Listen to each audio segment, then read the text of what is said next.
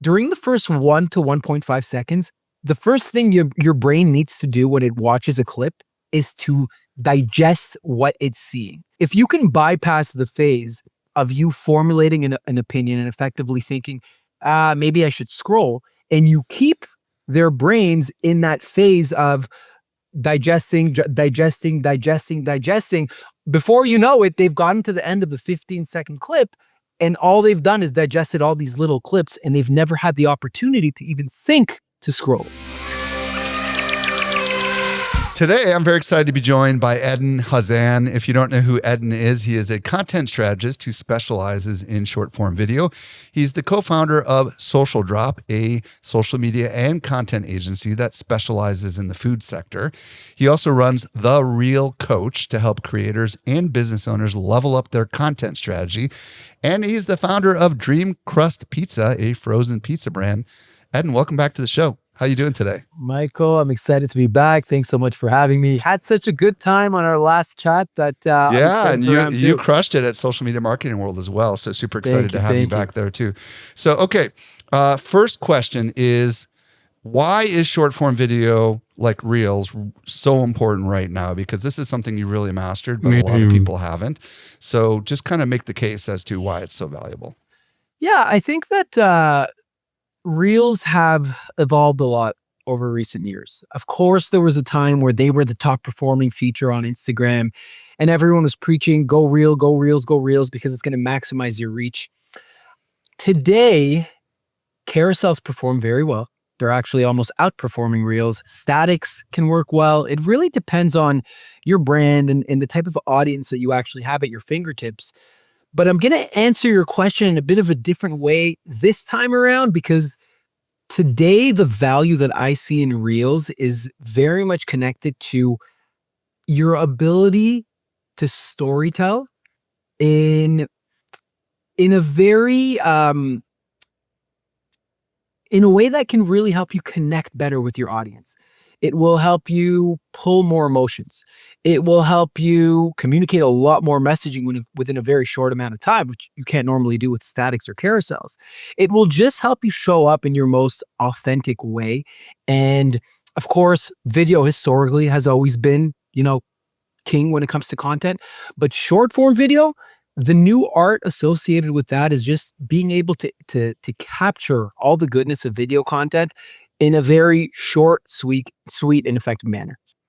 Well, tell us a little bit about what it's been doing for you, just to give some people some perspective. Sure. Right? Yeah. Sure. I mean, because of short form video, because of my ability to leverage it for social media, in recent years, I was able to triple my agency, Social Drop.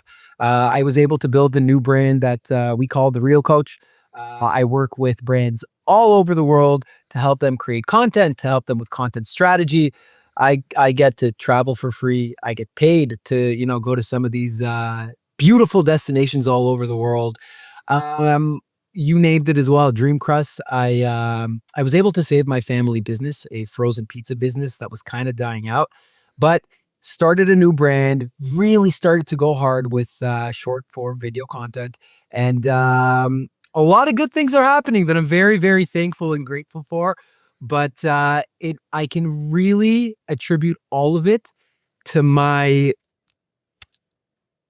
ability to embrace the challenge of short form video content. I love it. Okay, so before we get into the process here, because we're gonna unravel how to actually create short form content that stops the scroll. Yeah, I would love to just ask if there's any conceptual things or any groundwork that we need to set in motion, because a lot of people might listen to you or watch you and say, well, yeah, but Eden, he's so crafty, he's so entertaining, and he's so creative, and maybe I'm not that way. So what do you want to say to everybody? I wasn't always that way. I'll tell you this. I used to be the guy when during COVID, when people brought up Reels or TikToks or anything to do with video, I would just shut down. I'd walk out of the room sometimes. And the reason for that is because when I built my agency, I built it on a very simple cost-effective approach. You're a brand, you come to me, I'm going to do a shoot for 3 hours. I'm going to take 36 photos, and now I can post 3 times a week for you for the next 3 months. Beautiful content machine. Back then, video, you had to go and hire a videographer to do a promo video for like $2,500, and it wasn't as easy to show up and do videos as it was today. So I was scared when that first happened, when the market kind of like started transitioning towards video. But like I said, I embraced the challenge. I literally opened a random TikTok account, which I'll share it with you guys so you can see how bad my videos used to be. It's called Pizza Boy with 3 Zs. And I just every day posted a TikTok, and they were terrible and they didn't perform. And sure, maybe I got some bad comments, but doing that during COVID every day for a year and a half, what was happening in the background was that I was developing my short form content creation skill set. And then years later, we started to really get more comfortable with it within Social Drop. I started to, help and teach a lot of our account managers at Social Drop how they could apply to all of our brand accounts so that they could show up with video content in a very cost-effective manner. And then fast forward a couple years further, that's when the Real Coach started, where I accepted the challenge and I said, you know what? I'm teaching, I'm preaching, I'm coaching, I'm teaching my employees, people asking me questions. It's time for me to accept the challenge and apply all this to grow a real personal brand and a real account. So I did so. My goal was to hit 10,000 followers within the first 3 months. I'm very thankful. I surpassed that. I got 440,000 followers within the first 15 months on Instagram and 380 on TikTok. But what that did for me was it just got me comfortable with the skill set. I have never taken a course. I didn't have any previous video production, nothing, none of that. Maybe as a kid, I used to, be the guy to, shoot some videos on my phone, but no background with respect to video. It's just about embracing the mindset, accepting the challenge, picking up the phone, starting to shoot, and before you know it, trust me, you will have a lot more comfort and a lot more confidence, and that's where it starts. That's essentially how you should be starting. Love it. Okay, so what I'm hearing you saying is you do not need to be a video professional. You don't need to be amazing on camera. You don't have to have this vivacious personality. You just have to start doing the work.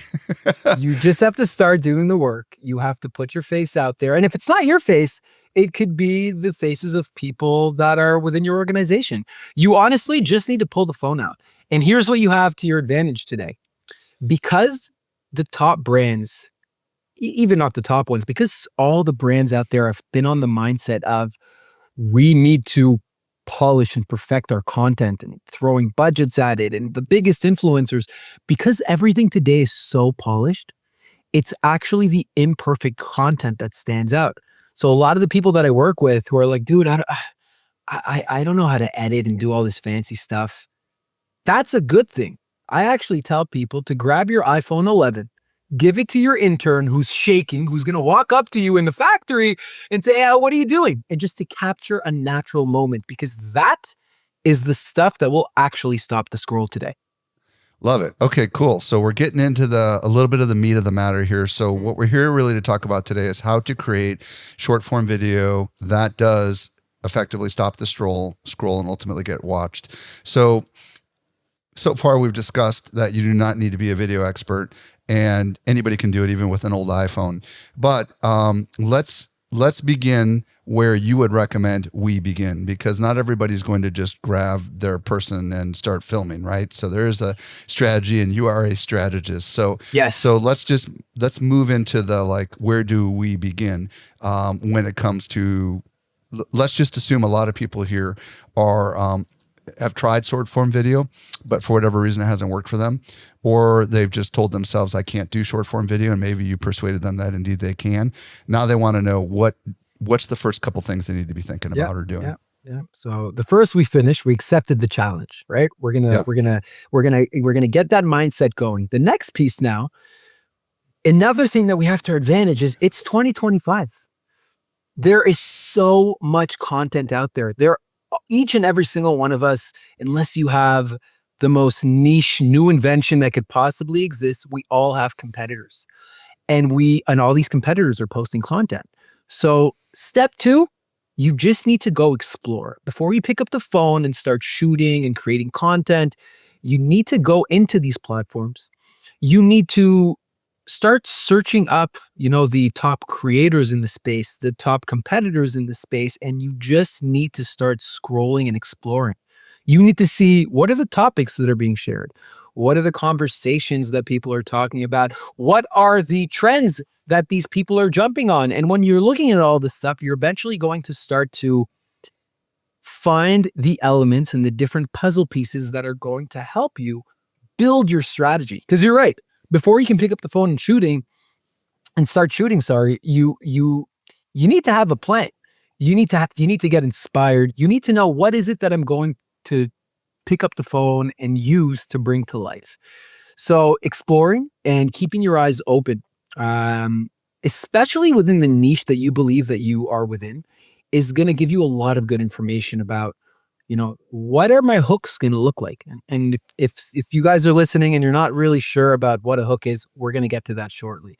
But what are my hooks going to look like? What's going to stop the scroll? What are the pain points that actually get my audiences to stop scrolling? What are they going to pay attention to?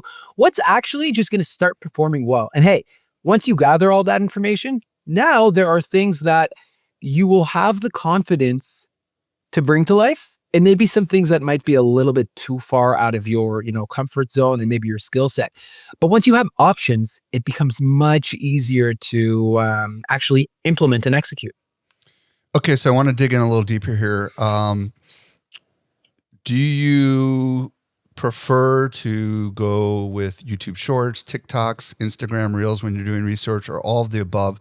And if so, once you've chosen your platform and you begin searching for research, if you will, how do you know like what's good and what's not? Do you just assume if you see it, it's good because it wouldn't be shown to you otherwise? Great question. So first of all, let's talk about the platforms. Yes, short form video is short form video, but the short form video that performs and stops the scroll on each of these platforms can be very different. We can talk a lot about that. I can tell you on TikTok, typically things without trending audios that don't feel too much like a commercial, anything that's entertaining or, going to educate your audience, that's going to work well on TikTok. Whereas the more polished, fun stuff will work better on Instagram.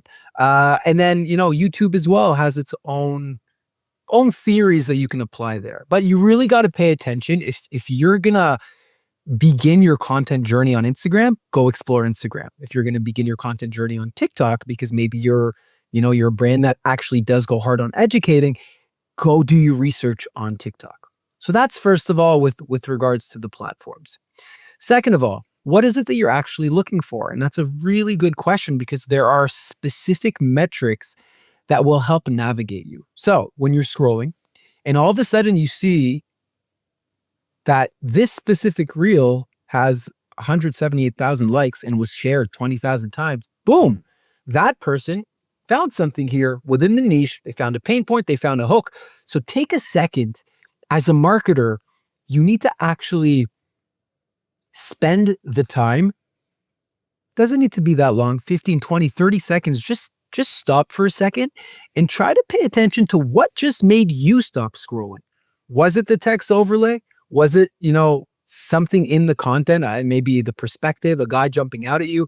So you really want to look at the analytics to be more direct. The comments, the shares, the saves, those are really big analytics, and those will right away tell you, boom, this is something that you should give a shot because it performed really well. Real quick, what stuff is public? Because is all that stuff available?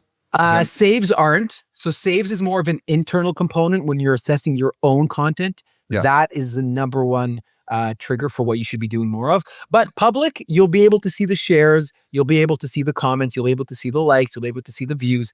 Everyone's looking at the views. Views, they're kind of a lottery. And sometimes the views are correlated to, other data points. But don't just look at something with 100,000 views that maybe only has 7 shares because, that something weird went on over there. We pay attention to 2 main things: the shares, because that tells you that there was so much value there for that audience. And if you replicate that value, you might have a good shot at achieving, similar results. And then the second thing is the comments, which shows you first of all, if a community exists for this specific creator. Oh, that's good. How the community reacted, what the community thinks about this specific topic. And not only that, when you look at the comments, you might actually get more content ideas because you're going to see common denominators. Everyone's saying, oh yeah, but you know what? Pineapple doesn't belong on pizza. I hate pineapple. Dude, what are you talking about? Pineapple's amazing on pizza. You just found another conversation piece, another content piece right there. So just pay attention to what's actually already happening out there. Okay, so what I'm hearing you say, at least on Instagram, is you want to look for likes and you want to look for comments, because that's a signal that this is something, and shares. But can you see the shares? Yeah, you can see the shares, right? You just can't see the saves. So those are signals that this is content that didn't just get people to watch it, but this got them to engage with it. And that's the kind of metric everybody needs to pay attention to, because views alone aren't nearly as good as views with these engagement metrics. Is that kind of what I'm hearing you say? Yeah. And just to capture it in one sentence, it is very common best practices for elite content strategists and marketers to, on a weekly basis, go out there, find the top performing content in your niche within your competitors, and honestly, build your content scripts based on those 5 to 10 ideas, always connected back to your brand personality, always connected back to your core values. But essentially, if you keep up that momentum of paying attention, finding the top performers, and then tailoring them back to your brand, it's only a matter of time before one of them actually pops off. And then when that happens, you double down, you triple down, you keep up the momentum, and then all of a sudden, boom, you just found an essential piece of your strategy that you should keep hammering, whether it's the hook or whether it's the actual topic. You'll see a lot of these top performing creators show up time and time again with the exact same hook. Why? Because it removes the guessing for their audience out of the equation. Now, if I see that this, food nutritionist every single time is starting with, here's how I infuse more protein into my lifestyle, I know exactly what value I'm going to be extracting from that creator every single time they post. So it almost removes the barrier of like, is there going to be value here or not? No, same hook every single time. That's how you eventually fall into a creator's page. And before you know it, you've just watched 30 of their videos. Why? Because you know what value exists. So that might have been a little confusing, but no, I love it. I love it. Yeah? Real quick. And we're transitioning now into hooks, because you're getting into the hook section. Yeah. So we're going through and we're looking at the category topical thing that we want to do, and we're saving the ones that we like the best. And now let's get into hooks, because obviously we probably should save some that even are kind of crazy that we don't think we would consider, because we want to reverse engineer how they're doing it. Is that right? Yeah. I mean, for me, when I first started The Real Coach, I was saving inspiration that I was hoping that one day I would actually be able to have the skill set to bring to life. And that was kind of just like it was part of the weekly and daily challenge for me. Every time I pushed it a little further, and whenever I thought that something was a little too far out of reach, I was like, you know what? Let's just try it. We don't need to post it. And then boom, 48 hours later, I'm like, I pulled it off. It's not perfect, but it's also not terrible. Let's just post it and see what happens here. So I want to take a quick second to, first of all, just define what a hook is for anyone who might be scratching their head. So essentially, a hook is a crucial element in any video or piece of content that's designed to grab your audience's attention and stop the scroll. In English, that just means whatever's happening in the first 3 seconds of your video, that's your hook, right? So when we start to look at hook inspiration, every single brand, like here, let's do a little test. Everybody listening right now, if I asked you, what is your top performing hook? Would you be able to answer that? Most people can't. If you can't, doesn't matter what your content skills are like. It also doesn't matter if you're actually part of the content creation team or not. If you are developing the strategy, you should be able to tell your influencers and ambassadors, hey guys, I'm so excited about this collaboration. This is what we know stops the scroll. Here is a couple hook inspiration and ideas that we would love for you to infuse into your content. This way you can start to really control the result that comes from all content that's produced under your brand's umbrella. So let's dive Yeah. in. Keep going. Yeah. So we know it stops the scroll. We know there's a lot of different ways to approach hooks. There's also a lot of different ways to teach hooks. I like to keep it very simple and break it down into 5 different hook opportunities every time you post a piece of content for the most part. Let's start with the easiest one, the visual hook. The visual hook is literally what you're seeing. So it might be me jumping, out of a bag and landing on a beach. I do a lot of transitions on my page because I know that when you put a transition in the hook, it's going to get people to say, whoa, wait. What did I just see here? And it's human nature to scratch that itch of seeing it again. So I'm essentially putting the transition at the beginning so that you see it, you get confused, then to see it again, you have to watch my video all the way to the end, circle back, watch the transition, and boom, you just not only consumed my whole video, but you gave me 2 views. That's really important to understand because the algorithms track the consumption rates of your audience in relation to your videos. So if you could use something to your advantage to stop the scroll, get them to watch to the end, and then also watch it again, that is a big win. So visual hooks. By the way, just real quick. Yeah. Typically when you're scrolling through Instagram, there is is it just looping the first 3 seconds? I mean, is that generally what you're seeing as you're scrolling through Instagram? You know how is that why it's 3 seconds? Because as you're scrolling through there, you're just watching it and then you decide if you want to stop there. So you're talking about the explore page.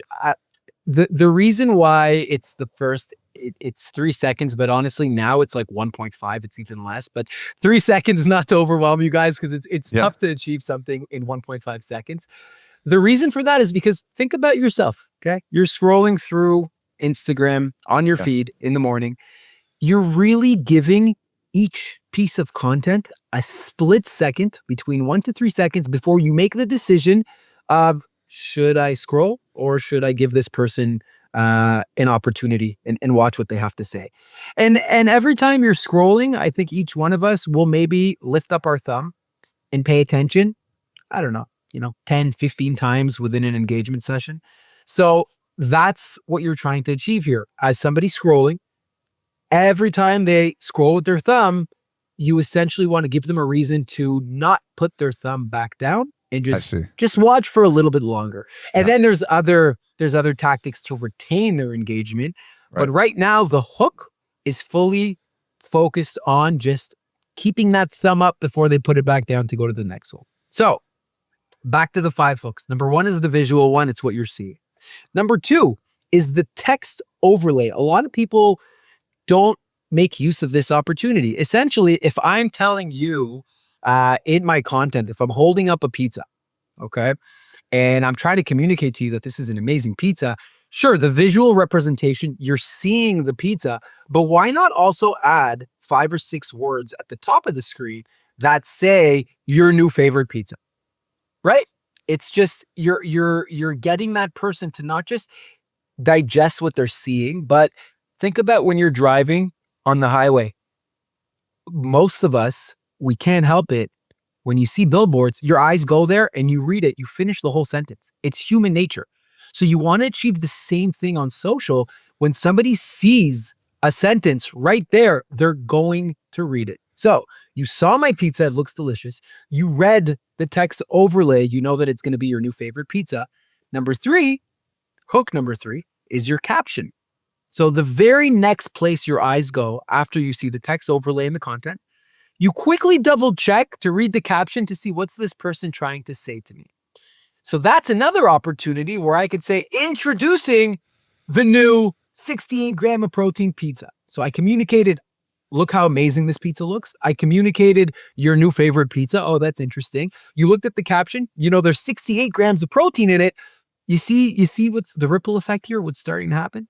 So that's hook number 3. Curiosity. Yeah, that's for sure. There you go. But you're layering it and you're kind of like throwing different jabs into the equation to really get that person to stop scrolling. And it's all happening so quick. Number 4 is the voiceover. So you're seeing the pizza, you're reading the text overlay, you're reading the caption, and at the same time, you're hearing my voice in the background saying, I can't believe I just found this game-changing pizza. And So by the now, way, boom. that voiceover doesn't have to be coming out. We don't have to show your face saying it. Oh, Is what? no. I used to speak the hook Yeah. a lot more, but now I actually don't, and I'll shoot myself without my lips moving because it'll give me the opportunity to test different voiceovers and different verbal hooks. So Testing's- narrations work is what I'm hearing you say. Like 100%. over the top of action or something like that, right? Exactly. And again, what you're doing is you're just immersing your audience's senses, Yeah. right? Psych. Now you're all of a sudden they're hearing it as well. And there's a bonus. There's a 5th hook as well that it might just be me taking it to the next level. But essentially, when there's a song that I add in the background as well to just really strengthen the whole experience of what it is that you're seeing here, I like to pick songs that have lyrics that tie into my communication strategy. I like that. And you know, again, between all 5 of these hooks, within 1 to 3 seconds, your audience doesn't even know what just happened, but something, maybe all 5 pieces here, just it gave them a reason to stop scrolling, pay attention, and hear what you have to say. Love it. Okay. You mentioned 5 things here. The visual thing, which is typically some sort of movement going on the screen. And then the text overlay, which is typically at the top, the caption, which is typically at the bottom, the voiceover, and then a music track, which you said is optional. So now you already hinted at this transition thing a little bit, but explain how and why transitions are so important, because I'm imagining you don't just use them in the hook. Am I right or am I wrong on that? No, correct. There was a time where every scene for me used to be a transition, but Kind of explain what the heck they are. We know that Yeah. you gave one example, but give some other examples so people can wrap their brain around it. Yep. So essentially a transition is it's a technique used to smoothly move from one shot to another scene altogether. It almost looks like I'm teleporting.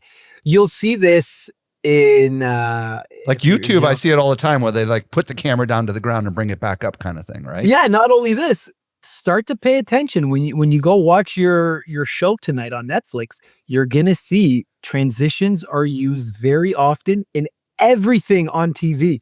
And once you start to like understand them, you can see how much easier, how much more creative you can get to stitch scenes together. And now, like, my fiance actually gets annoyed when, when we watch shows and movies. I'm like, did you see that transition? And I rewind it, and she's like, "Adam, like, come on, I'm trying to just watch this show right now." So tell us some of the I nerd common out ones. over it. What are some of the regular ones that somebody could do very easily if they want to experiment with this? Yes. Okay. So the ones that I lean on because they're just so easy to infuse into your content.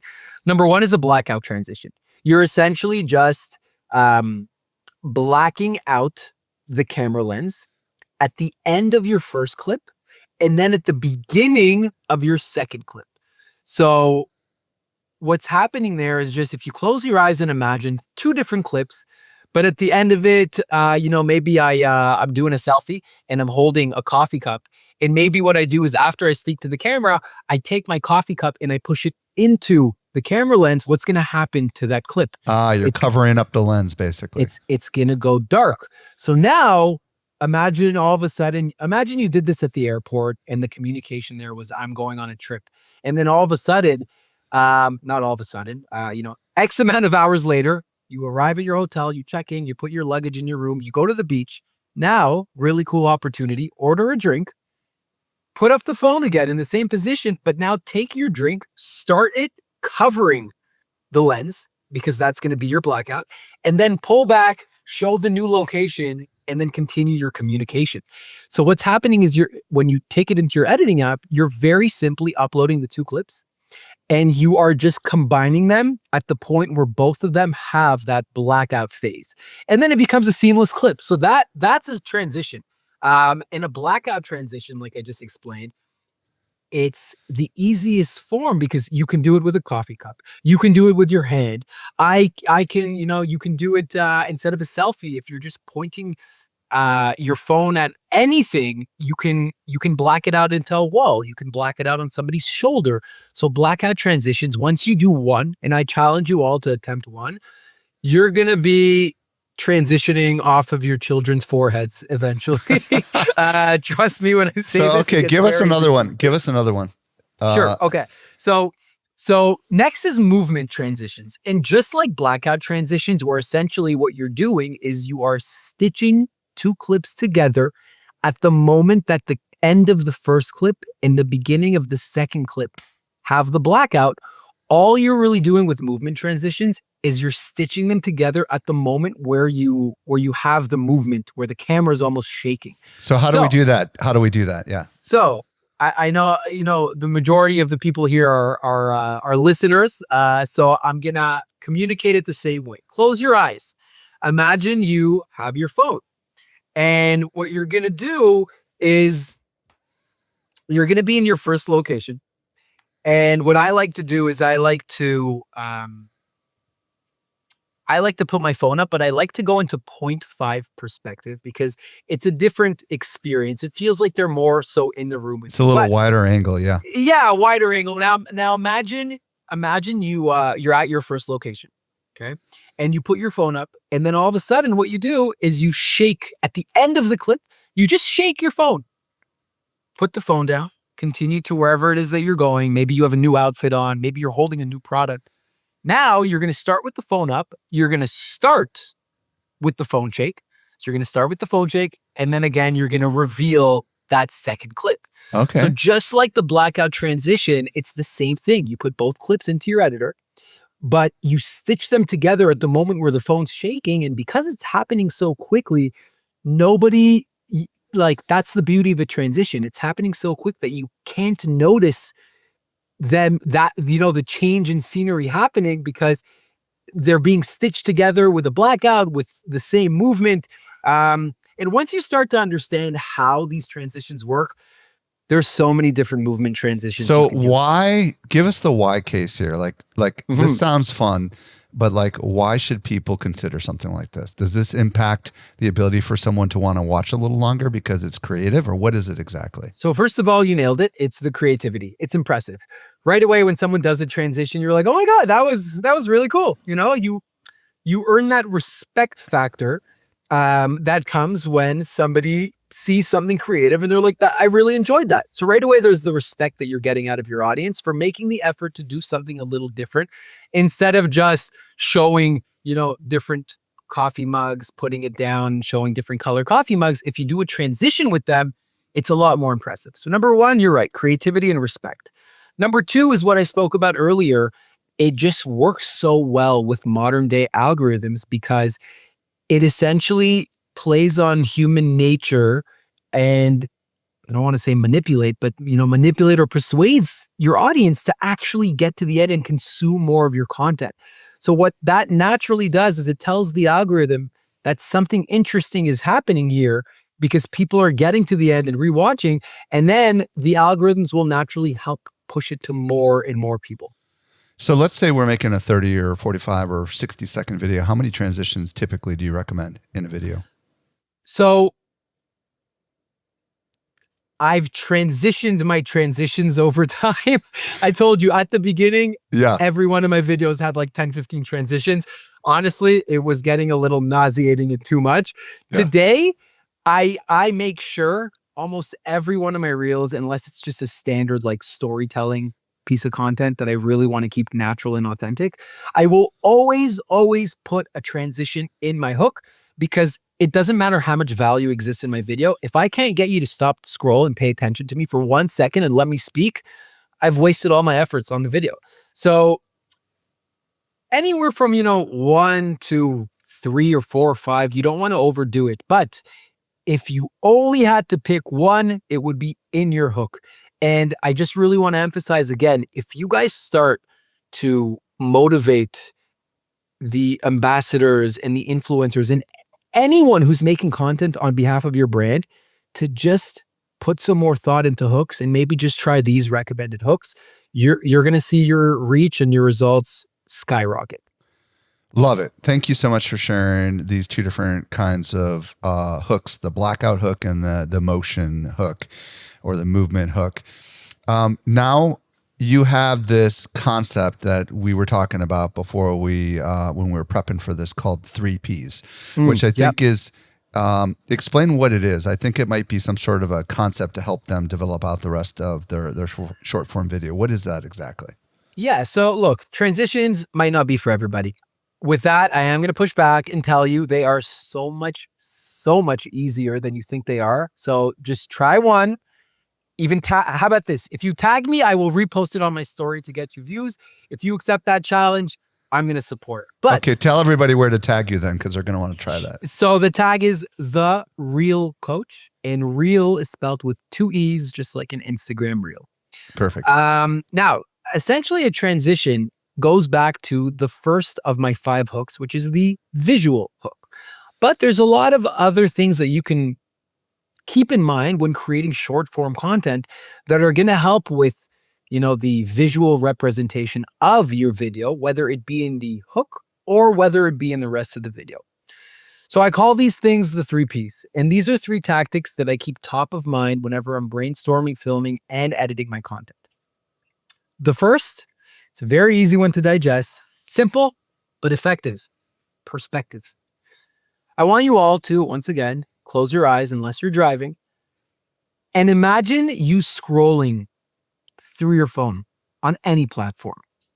The majority of the content that you're seeing is being filmed from kind of like eye level perspective. Why? Because when people are walking around filming, everyone's holding their phones up while they're standing or sitting, and they're just shooting straight. So at the end of the day, what happens is you as the viewer, you're seeing a lot of this content from eye level. But what happens if all of a sudden I switch the perspective of my phone and I tape my phone to the ceiling, and now as you're scrolling, you're watching somebody from the ceiling as if you're a fly on the wall? Or the opposite, what if I put the phone down and I go to pick up the phone, and then all of a sudden you actually feel like somebody's standing over you and it's a little overwhelming?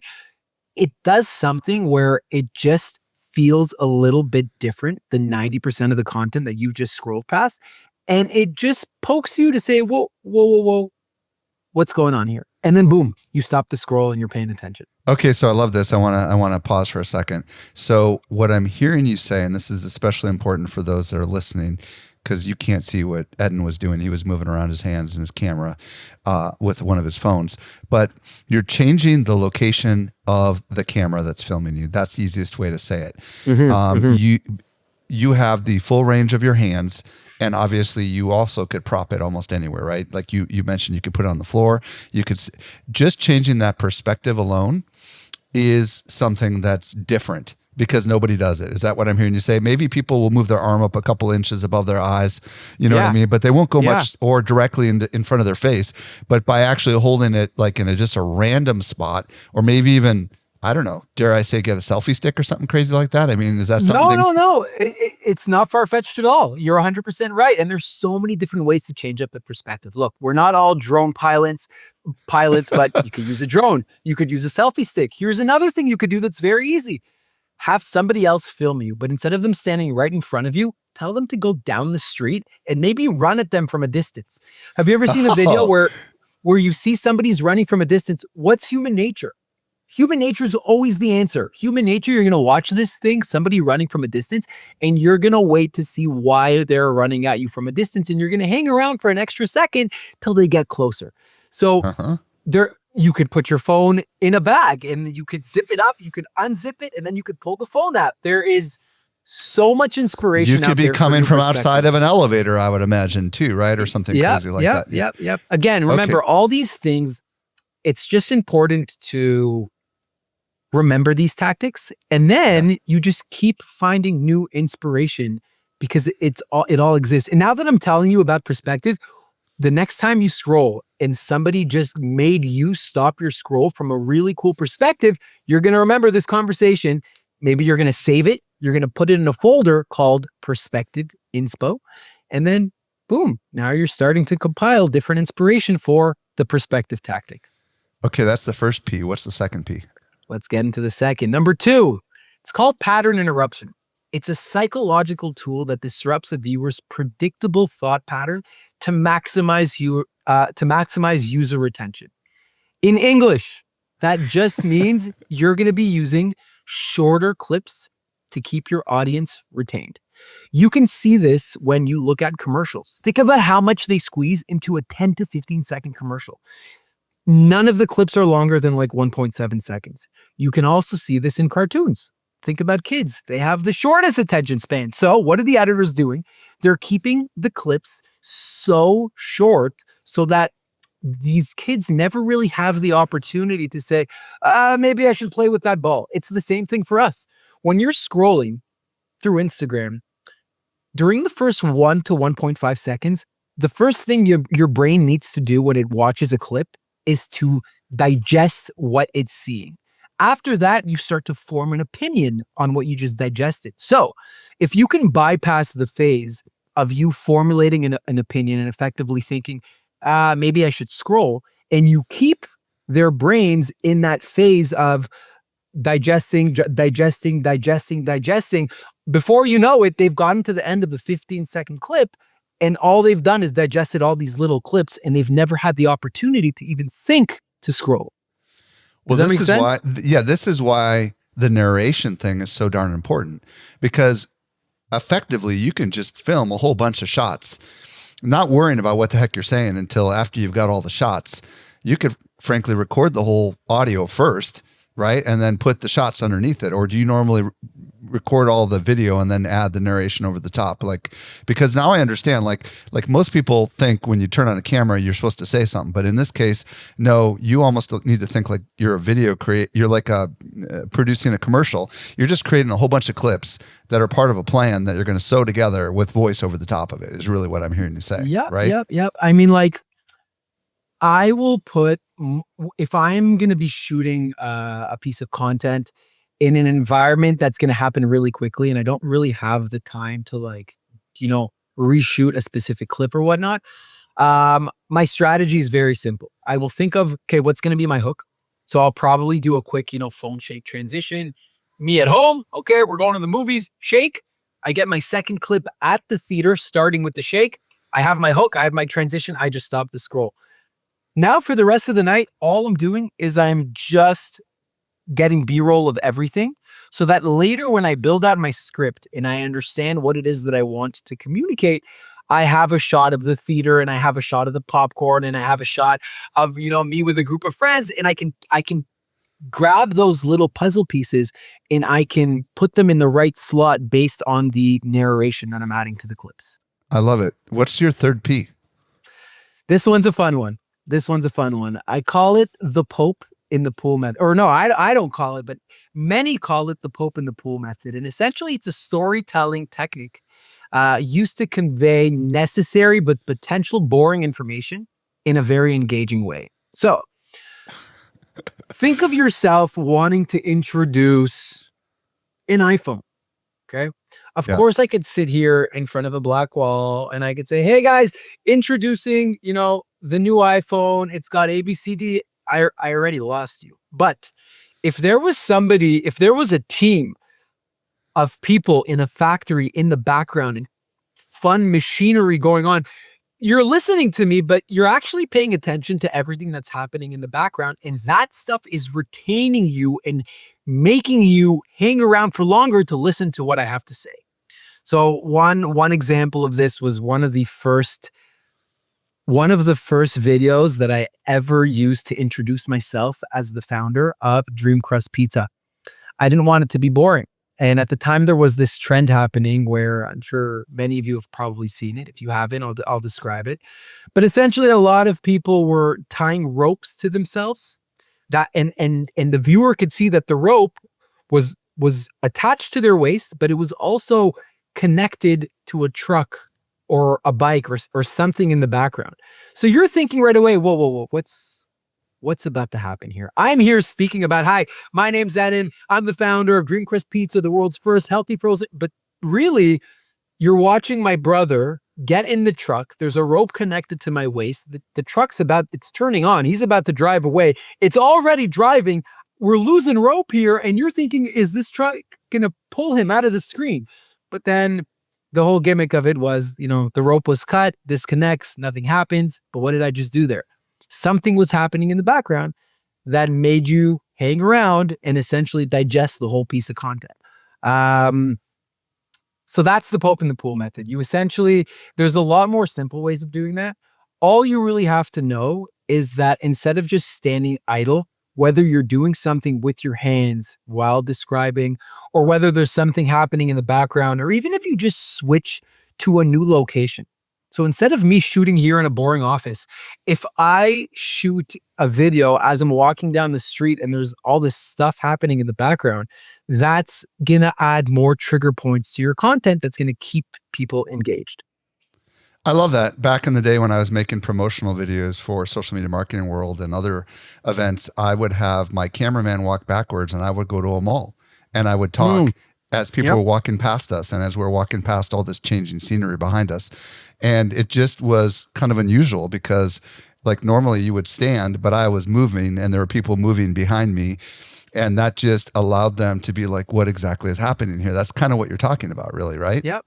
That's exactly it. As long as look, if there's one reason for somebody to watch a video, which is, let's just say me, this cup that I'm selling is the second reason. Maybe, a jersey that's hanging in the background is a third one, but there's nothing much left. Why not add, instead of those 3 trigger points, why not add another 5 in the background? Why not even have somebody, let's just say whether you're a painter or not, if you have somebody on a ladder in the background painting something, that's just an example of how you can just add little fun stuff to get a little bit creative. And this is important.